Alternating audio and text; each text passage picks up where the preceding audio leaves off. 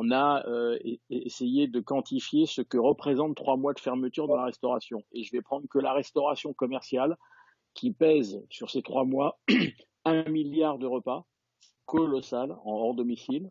Et je ne prends pas la restauration collective, je ne prends pas la restauration hôtelière, donc on est beaucoup plus important que cela. 1 milliard de repas en restauration commerciale, c'est 13 milliards de chiffres d'affaires qui se sont envolés. Et on n'en parle pas beaucoup d'ailleurs, 4,5 milliards d'achats de matières premières, et là je parle des fournisseurs. JIRA pense que nous allons avoir l'autorisation d'ouvrir entre le 2 et le 15 juin. Beaucoup de pays vont ouvrir avant nous, quelques pays entre le 4 et le 15 mai. L'Autriche est prévu le 15 mai, le Portugal le 18 mai, et même l'Italie, qui a eu de gros soucis avec le Covid-19, est prévu déjà le 1er juin. La restauration a une particularité quand même par rapport à d'autres secteurs, et je pense que le gouvernement en a pris conscience, c'est que le chiffre d'affaires non effectué, les couverts non servis ne le seront plus. C'est un secteur qui n'a pas de report.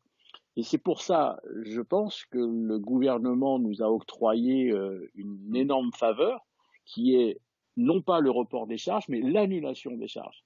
Et ça, c'est exceptionnel pour ce secteur-là, d'ailleurs, secteur qu'il traite un peu à part. La preuve, c'est qu'il ne laisse pas réouvrir le 11 mai prochain.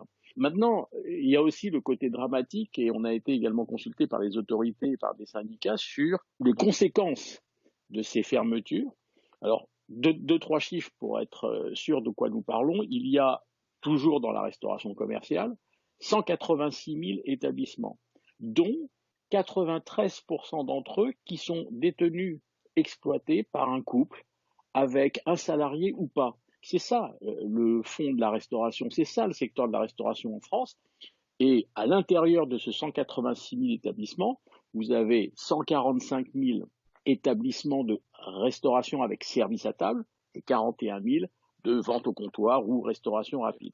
Nous avons estimé, et j'espère avoir tort, que 25% du parc ne s'en sortira malheureusement pas. Ça fait un établissement sur 4, c'est colossal. Nous sommes à peu près dans les 45 à 48 000 établissements qui devraient disparaître. C'est dramatique. Pourquoi ? Parce qu'ils n'ont pas les reins assez solides, parce qu'ils n'ont pas assez de trésorerie, parce qu'ils ne sont pas aidés pour se réinventer. Bref, nous allons vers une hécatombe qui va évidemment déboucher sur du chômage que nous avons estimé de l'ordre de 80 à 100 000 personnes qui vont se retrouver sur le carreau. Les 75% qui restent, qui vont rester, ont besoin d'être aidés aussi. Ils demandent de l'aide aujourd'hui partout. Alors à qui peuvent-ils demander de l'aide ? À la chambre de commerce qui n'a pas toujours les ressources, on le sait depuis un certain nombre d'années pour les aider. La banque a fait son job, je pense. L'État a fait également son job, mais je pense qu'il y a encore deux organes qui devraient les aider, mais qui les aident déjà beaucoup. C'est la presse, les médias. Je pense que les médias les aident énormément par tout ce qu'ils postent, tout ce qu'ils écrivent, toutes les interviews, témoignages qu'ils font. Et puis je pense aussi aux fournisseurs qui les aident également dans cette reconquête du marché et dans cette réouverture bientôt programmée.